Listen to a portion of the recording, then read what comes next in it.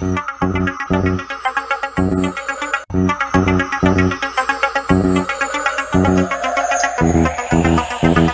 policía en contacto.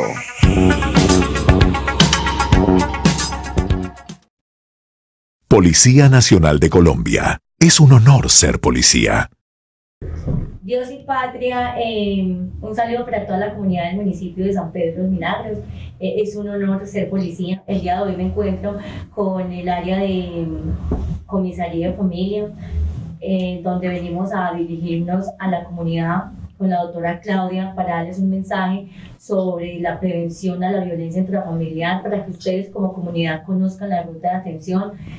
Muy buenos días para todos nuestros oyentes del canal y para toda la comunidad sanpedreña y nuestros niños, niñas y adolescentes. Es un saludo es un placer estar con ustedes de parte de Comisaría de Familia, quien les habla y los acompaña en este canal, en esta emisión, Claudia Patricia Valencia Henao. Soy abogada de apoyo de la Comisaría de Familia. Bueno, así como lo dijo nuestra compañera Luisa, es muy importante para todos los que están escuchando este canal que sepan realmente qué es la violencia intrafamiliar, cuáles son esos tipos de violencia intrafamiliar y cuál es la ruta que se debe de tener o de realizar en el evento de que seamos víctimas de este delito. La violencia intrafamiliar es todo acto de violencia, sea físico, psicológico, emocional o económico, que ejerce uno o varios miembros de la familia contra uno o varios miembros de una unidad familiar. La violencia intrafamiliar es un delito y tiene pena de prisión, y así lo establece nuestro Código Penal. Tiene pena de prisión de 4 a 8 años y se duplica de 8 a 16 años cuando hay agravante. Me hago entender, cuando es cometido contra una persona adulta mayor, cuando es cometido contra un familiar, contra una persona, digámoslo así, contra un hijo, en contra de un padre, o de un padre contra un hijo, contra los hermanos, ¿cierto? Entonces también tiene ese agravante. Asimismo, la ruta de atención se activa en Comisaría de Familia. Uno de los procesos o trámites que se llevan a cabo dentro de la Comisaría de Familia es precisamente la violencia intrafamiliar. Pero es muy importante establecer cuándo realmente se configura una violencia intrafamiliar, cuándo, Luisa, realmente se configura una lesión personal, porque es muy diferente. O sea, cuando hablamos de violencia intrafamiliar, donde referimos a algo que está interno, dentro de la familia, que se configura una unidad familiar. ¿Y quiénes configuran la unidad familiar? Pues precisamente ese grupo de personas que hacen parte o que conviven dentro de una misma familia, ¿cierto? De ahí que no va a ser lo mismo cuando dentro de una misma familia o en una misma, digámoslo así, casa, un padre ejerce violencia intrafamiliar contra un hijo, que un par de hermanos que no viven, son hermanos, obviamente. Mira que hay algo que los une, que es algo de sangre, una consanguinidad, pero no es lo mismo cuando un hermano, por decir algo, vive en una casa, el otro hermano vive en otra vivienda. Ahí no se estaría configurando la violencia intrafamiliar, porque estos dos hermanos, así los una un lazo de sangre, no conviven dentro de la misma casa, sino que fue una agresión que se realizó por fuera de la unidad familiar. Por lo tanto, en este caso sería una lesión personal, ¿cierto? Sí. Desde Comisaría de Familia se hace el trámite administrativo, pero la violencia intrafamiliar, por ser un delito, también se hace parte o entra dentro de la parte penal, ¿cierto? En Comisaría de Familia, ¿qué se hacen? Todos los actos urgentes, primero que todo, y para eso precisamente, y gracias pues a la gestión de nuestro señor alcalde, tenemos una Comisaría de Familia en este momento muy fortalecida. Cuando llega una persona ante esta situación, ¿qué se hace? Pues entra a identificar si realmente se configura una violencia intrafamiliar o es una lesión personal, o es un problema de convivencia, porque mira que todos se manejan de una manera diferente. Cuando logramos determinar que realmente sí es una violencia intrafamiliar, es decir, que está ocurriendo dentro de la misma casa, y a eso voy también. Por ejemplo, y suele suceder, dos personas, cónyuges, digámoslo así, están casados, o compañeros permanentes, conviven, ¿cierto? Y no han podido realizar esa liquidación de sociedad conyugal, o no han podido realizar esa liquidación patrimonial, y tienen que quedarse viviendo dentro de la misma casa, pero ya no comparten, digámoslo así, el techo lo comparten, pero el lecho no. Por el hecho de estar en la misma casa, se configura violencia intrafamiliar, ¿cierto? Entonces, eso también tengámoslo muy en cuenta. Entonces, ¿qué pasa? Una vez ya se logra identificar en comisaría de familia que se está ante una violencia intrafamiliar, ¿qué se hace? Se toma la denuncia, ¿cierto? Eso es lo primero que vamos a hacer. Sensibilizamos mucho a la persona y le decimos, mire, esto ya no es conciliable, ¿cierto? Los delitos no se concilian, se castigan, ¿cierto? Entonces, la violencia intrafamiliar no es conciliable, la violencia intrafamiliar no es querellable, la violencia intrafamiliar no se puede desistir, o sea, no se puede declinar, no se puede retractar. La persona que vaya a denunciar tiene que estar muy segura, porque al otro día o a las horas no puede ir a decir, no, venga, retíreme la denuncia porque es que yo ya arreglé las cosas con mi pareja, retíreme la denuncia que es que me dio pesar, ay no, que pesar dañarle la hoja de vida, que pesar que de pronto lo llamen a descargos a la fiscalía y que pesar que les pidan la orden de captura. No, aquí no hablamos de pesares, o sea, hay que tener en cuenta y ser muy claros de que cuando se va a denunciar hay unas implicaciones jurídicas, ¿cierto?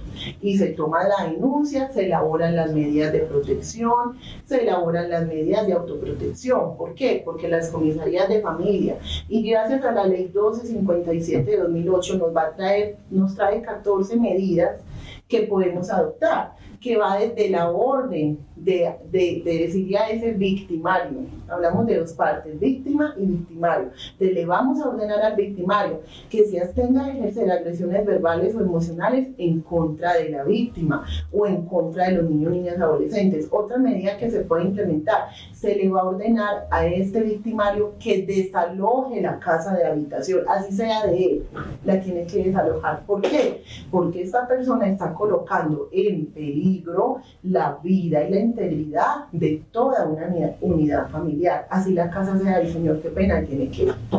¿Por qué? Porque la ley nos faculta para expedir ese desalojo.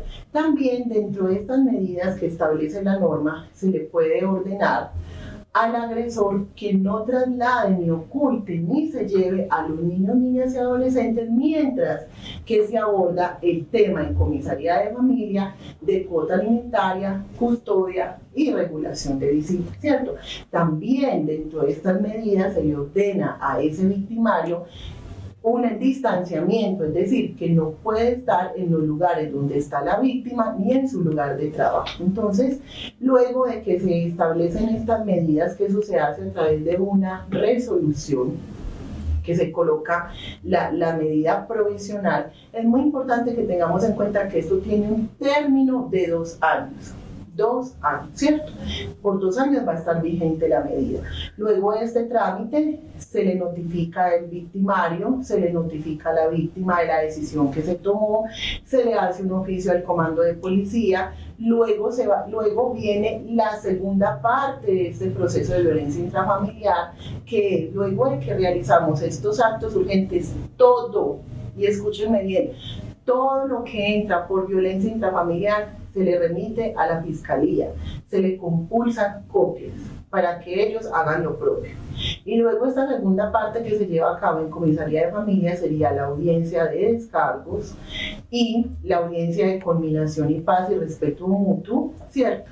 para entrar a determinar que las cosas, pues ya, que a partir del momento en que se tomó esa medida o esa medida de protección, si realmente hayan cesado los golpes, las agresiones, y que se comprometan estas partes a no volverse a agredir, a vivir de una manera armónica, ¿cierto? Pero no quiere decir que sea una audiencia de conciliación, porque como le digo, los golpes y los maltratos no se concilian. Luego de que se hace esta audiencia de culminación y paz y respeto mutuo, en el evento de que hayan niños, niñas, adolescentes de por medio, se debe realizar una audiencia concentrada con la finalidad de ¿qué? De fijar cuota provisional, determinar quién va a quedar con la custodia de los niños y hacer la regulación de visitas.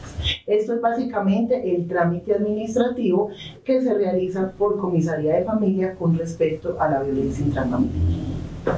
Bueno, doctora, quiero que le contemos también a la comunidad del municipio de San Pedro de los Milagros que cuando usted habla de la violencia intrafamiliar no se refiere solamente de violencia hacia nosotras las mujeres, sino que también ahí va esta ley, también incluye a los hombres, de que también pueden ser víctimas y las mujeres victimarias. Quiero que también de pronto le conté a la comunidad del municipio de San Pedro que ellos también tienen sus derechos y también pueden venir a denunciar, y igual se les va a brindar todo el proceso de protección integral a ellos como hombres.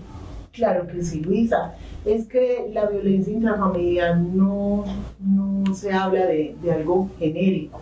No, o sea, no estamos hablando de un género, para que me entiendan, no estamos hablando del género femenino, no, aquí estamos hablando de los dos géneros, femenino y masculino, y cualquier persona puede ser víctima de una violencia intrafamiliar, un hombre, una mujer, un adulto mayor, un niño, niña, adolescente. Lo que pasa es que por la cultura que se maneja desde hace mucho tiempo, siempre se deja notar a la mujer como la víctima. No, es que también hay una cantidad de hombres precisamente que están siendo víctimas de violencia intrafamiliar, pero no se atreven a denunciar porque les da pena, porque se sienten mal, porque se sienten que los van a juzgar, porque van a sentir que de pronto su hombría, o digámoslo así, su calidad de, digámoslo así, su calidad pues de hombre, ¿cierto? Se va a ver de pronto como en tela de juicio, y no es así. O sea, no, realmente lo que tenemos que hacer es buscar ayuda, y que más que las autoridades competentes, que estamos preparadas para todos estos temas, para poderle ayudar, brindarle asesoría, sensibilizarlo y darle las herramientas y las pautas que deben de tomar con respecto a esta situación de violencia intrafamiliar. Bueno, una forma, doctora, de prevenir la violencia intrafamiliar de pronto es tener diálogo asertivo en el núcleo familiar, porque la violencia intrafamiliar implica que conlleve también a un maltrato infantil, o sea que ahí se estaría cometiendo, doctora, dos delitos, porque ya estaría siendo víctimas los niños de las violencias intrafamiliares, o los problemas que tengan los padres en el núcleo familiar. Creo que es muy importante que las reglas se cumplan desde el papá y la mamá, y posterior a eso a los hijos, porque muchas veces, doctora, ponemos una regla pero la mamá tampoco la cumple, el papá, y sí queremos que nuestros hijos las cumplan. Entonces ya ahí eso va conllevando a los gritos, a que usted por qué sí, usted por qué no, y ya se puede llegar a ver el niño afectado psicológicamente en este proceso. Así es, Luisa, es verdad todo lo que tú dices, y le complemento a esto, y que siempre lo decimos en la comisaría de familia: no nos enseñaron a ser papás, y en ninguna parte vamos a encontrar un manual que nos diga manual para ser buenos padres, manual para ser padres ejemplares. No, nos toca irlo construyendo con base en nuestras experiencias, con base en nuestros errores, y es precisamente lo que tú decías, Luisa, es muy importante, y con base en la experiencia de que en una unidad familiar, en una casa, haya un lenguaje coherente, haya buena asertividad, que, como les digo, que hasta así sueña anticuado, pero debe de ser así, que la familia se coloque en horarios, que bueno, y se reúnan para mirar cómo están, en qué estamos fallando, cómo vamos a mejorar. Qué distinto fuera la vida si las cosas fueran así, como en una tertulia, como a manera de conversatorio. pero ahora desafortunadamente y dado la cantidad de trabajos y a cómo va este mundo, pues no queda tiempo de eso, o muchas veces nos sentamos a conversar y cada uno se siente con su computador o cada uno se sienta a mirar su celular, y no debería de ser así, porque donde cambiemos y mejoremos las estrategias en una casa, digámoslo así, un diálogo coherente, estar pendiente más de nuestros niños, que no, es que esa palabra no debería decir, es que se me salió de las manos, no, tratemos de que no se llegue a ese punto. Pero ¿cómo se llega a ese punto? Cambiando y modificando. Primero que nosotros como papá y mamá tenemos que entrar a modificar y a cambiar. ¿Qué es lo que nuestros hijos están viendo en nosotros? Porque no debemos de criar a los hijos desde la culpa ni desde el miedo, sino desde la responsabilidad. Uno como padre o como madre no le debe comprar el amor a los hijos, no, olvídense de eso, no. Es simplemente, y tampoco, yo no estoy de acuerdo en que tenemos que ser amigos de nuestros hijos, no. Nosotros no somos amigos de nuestros hijos, porque cuando uno está en la función de criar y en la función de ser padre, uno no es amigo de nuestros hijos porque se va a perder la autoridad. Así que ojo con eso. No podemos permitir que se pierda la autoridad dentro de una casa. No podemos permitir que nuestros hijos ya nos pierdan el respeto. Pero ¿cómo se pierde el respeto? Lo que decía Luis ahora. Establecemos unas normas y compromisos o le colocamos un castigo al niño o a la niña y no se lo cumplimos. Entonces, ¿qué va a decir el niño? Ah, no, mi mamá está jugando, yo también voy a jugar. Y es muy importante, doctora, lo que tú dices de la amistad que nosotros como padres le ofrecemos a nuestros hijos. Una cosa de pronto es esa amistad y otra cosa es que ya, doctora, nos volvemos alcahueta con nuestros hijos. Entonces la doctora es mi mamá y ella me dice, no, es que yo le tengo mucha confianza a mi hija, entonces yo llego y le presento a la doctora 3 novios. Entonces ella, sí, a los 3 los recibe a la casa, eso ya no es ser una amiga, ya eso es ser una persona alcahueta con los hijos. Entonces yo que tengo un hijo, por ejemplo, doctora, hombre, entonces él me llega a la casa con 5 niñas diferentes y a todas las voy a recibir, las voy a saludar, les voy a decir yo soy su suegra. Ya eso no le estoy dando yo ningún tipo de ejemplo a mi hijo, sino que me estoy volviendo alcahueta. Y cómplice. Y cómplice, exacto. Son como las recomendaciones, doctora, que le damos a la comunidad del municipio de San Pedro para que tengamos unos niños o unos hombres y unas mujeres de bien.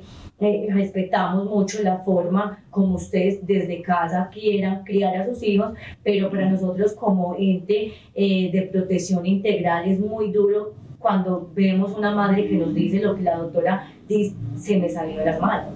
O sea, es que usted es la principal responsable de la crianza de sus hijos.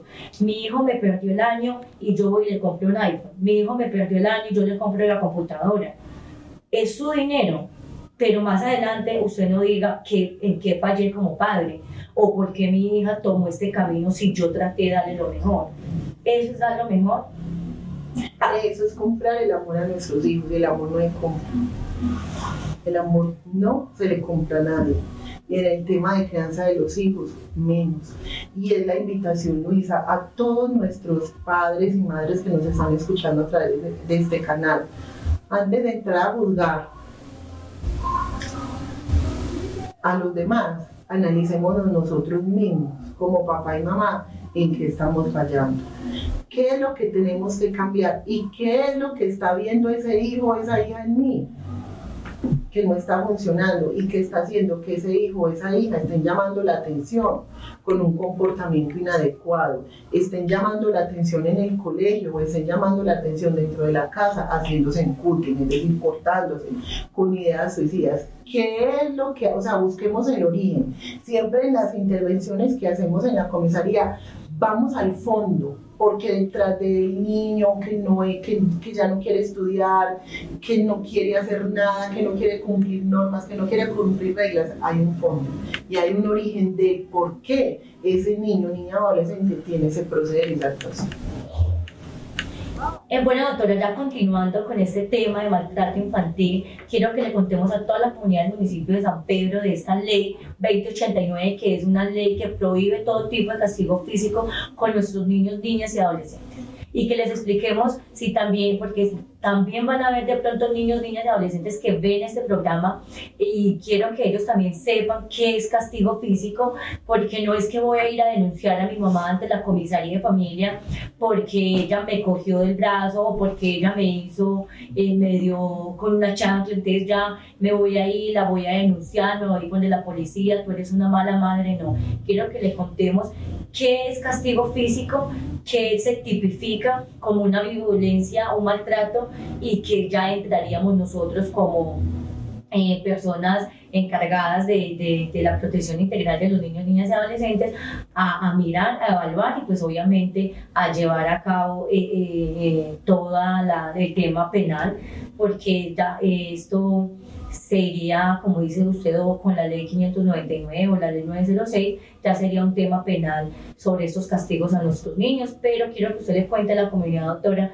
qué es este castigo para nuestra comunidad sanpedreña. Claro que sí, Luisa. Bueno, una de las normas más importantes en el tema de niños, niñas y adolescentes que salió en el año pasado es la ley 2089 del 14 de mayo del 2021, por medio de la cual se prohíbe el uso del castigo físico, los tratos crueles, humillantes, degradantes o cualquier tipo de violencia con método de corrección contra niños, niñas y adolescentes. Mira que precisamente, Luisa, esta ley nos inicia explicando, diciéndonos que los padres o los que tengamos bajo el cuidado y protección a nuestros niños y adolescentes tenemos derechos, porque es que nosotros los papás no solamente tenemos obligaciones, tenemos derechos. Y uno de esos derechos es a criar a nuestros hijos, a reprenderlos, pero obviamente de acuerdo a unas costumbres y de acuerdo a unas creencias y valores. Pero cuando ya nos pasamos esa esfera, ¿cierto?, de atentar contra la vida y la integridad de ese niño, niña o adolescente, o de ejercer ese castigo físico que se refiere a cualquier acto correctivo contra un niño, niña o adolescente que va a ejercer una lesión, va a causar un daño físico en este niño, pues ahí ya nos estamos pasando la esfera, ¿cierto? Ahí ya le estamos vulnerando los derechos a nuestros niños, ¿cierto? Y es precisamente, Luisa, y que se han visto muchos casos de la comisaría, porque a veces me llegan mamás, sobre todo en mamás, bueno, papás también, muy angustiados. Ay, doctora, es que yo estoy muy preocupada porque imagínese que un día Pedrito Pérez, un ejemplo, me levanté muy ofuscada, entonces yo tenía mucha rabia, entonces cogí la chancla y la correa y le di unos correazos y le dije que me aprendiera a respetar, y el muchachito y el niño Pedrito Pérez me amenaza y me dice que me vaya a la comisaría de familia. No, miren lo que les voy a decir. Yo no les puedo decir que no está mal pegar ni agredir, porque está mal. Entonces estaría aquí no estaría siendo coherente con lo que estoy diciendo. Yo no les puedo decir eso a ustedes, papás. La cuestión es que cuando corrijan o reprendan, primero que todo no lo vamos a hacer con rabia, porque cuando uno tiene rabia, cuando uno actúa con esa cólera en la cabeza, pues obviamente nosotros no nos vamos a medir y lo más seguro le vamos a causar una lesión al niño, ¿cierto? Le vamos a dejar secuelas. No. Miren, la crianza es algo muy complicado y en este momento sí que se complica más con una cantidad de normas, una cantidad de leyes que nos dicen y que nos limitan, entre comillas, tanto a los padres, ¿cierto? Entonces, ¿qué es lo que hay que tener en cuenta? Y les voy a poner un ejemplo. A los niños hay una tela, un hilito muy delgado entre lo que es el maltrato y entre lo que es el castigo. ¿Cómo castigo yo a mi hijo? Yo a mi hijo no lo puedo castigar vulnerándole los derechos. Como por ejemplo, yo a mi hijo no lo puedo castigar dejándolo todo el día sin comer, porque ahí le estoy vulnerando el derecho a la alimentación. Yo a mi hijo no lo puedo castigar privándolo de que vaya al estudio, al colegio, porque le estoy vulnerando el derecho a la educación. Yo a mi hijo no lo puedo castigar metiéndolo en un cuarto oscuro o dejándolo al sol y al agua, porque ahí estoy ejerciendo un trato cruel e inhumano contra el niño.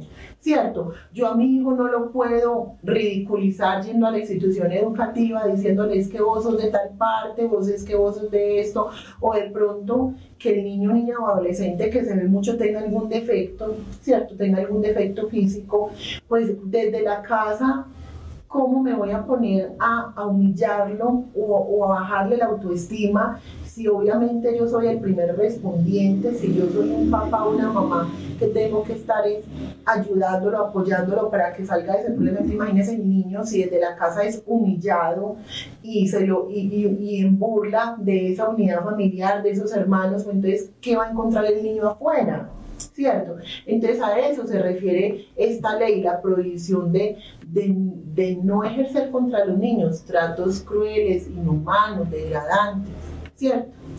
Y obviamente hay que saberlo identificar muy bien. Obviamente, ¿qué puedo hacer? Yo puedo corregir a mi hijo privándolo de lo que más le guste. Hay muchas formas, papás, de castigar a los hijos y que funciona. Quítele el celular, quíteselo, se lo quita un tiempo hasta que tenga derecho a volver a tener. Muy importante, no podemos permitir que los niños, niñas, adolescentes nos cojan ventaja en materia de la tecnología, que no nos cojan, de que tengan un Facebook privatizado, ojo con esto, y que esto puede ser otro tema de el uso responsable que deben de tener de las redes sociales, porque no es el tema, pero se está dando mucho que los niños les están dando un uso inadecuado a las redes sociales, y me refiero a las fotografías, me refiero a los videos que hacen los niños, que obviamente en función de explorar todo su cuerpo lo están haciendo de manera inadecuada, y ahí llegan las personas que quieren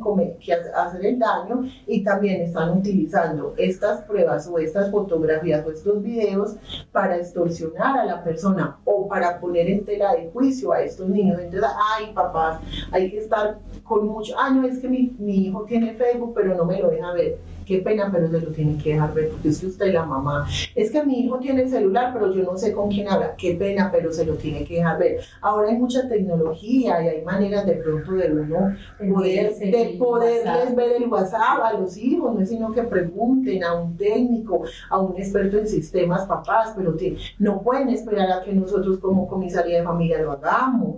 Recuerden que los primeros respondientes, y lo dijo Luis ahora, son los padres.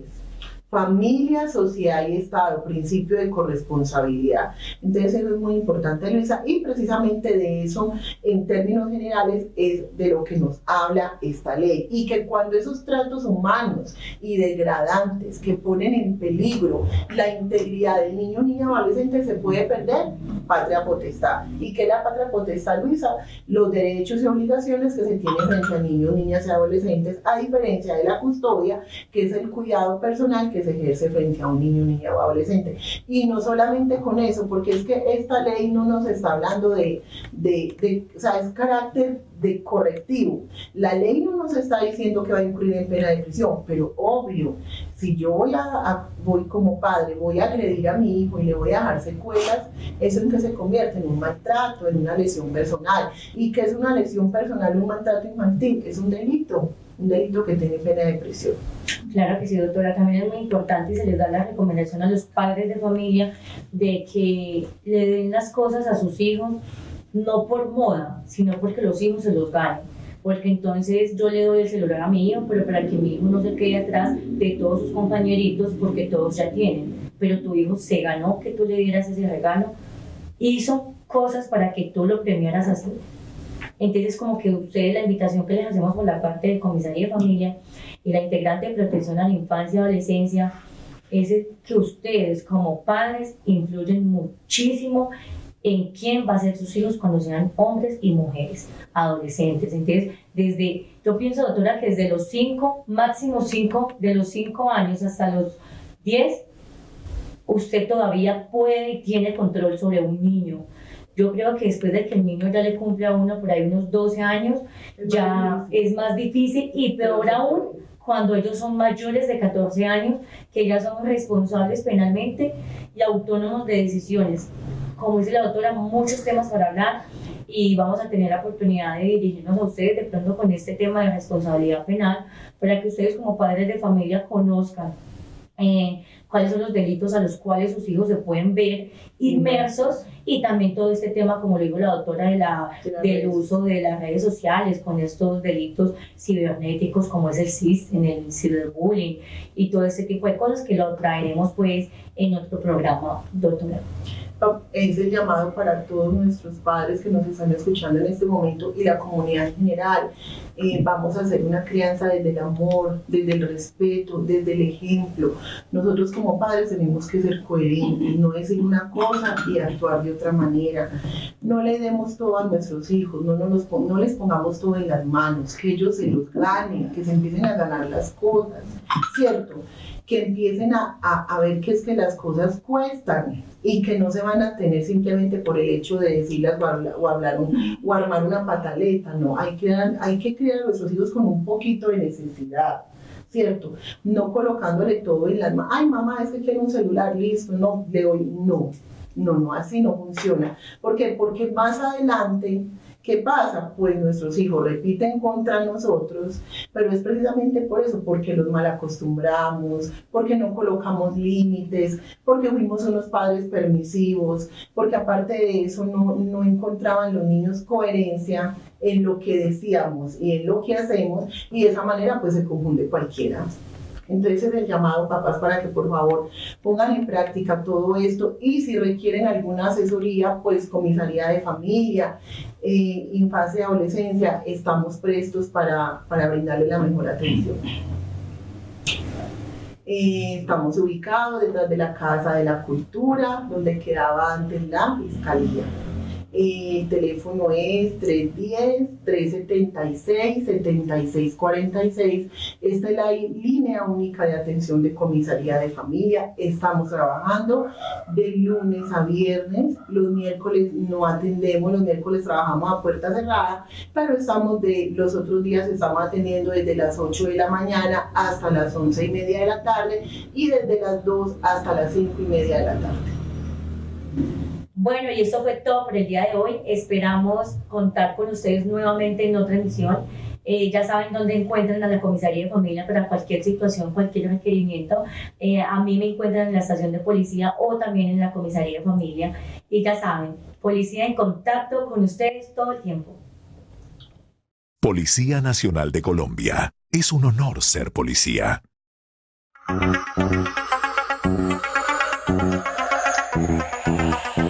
La policía en contacto.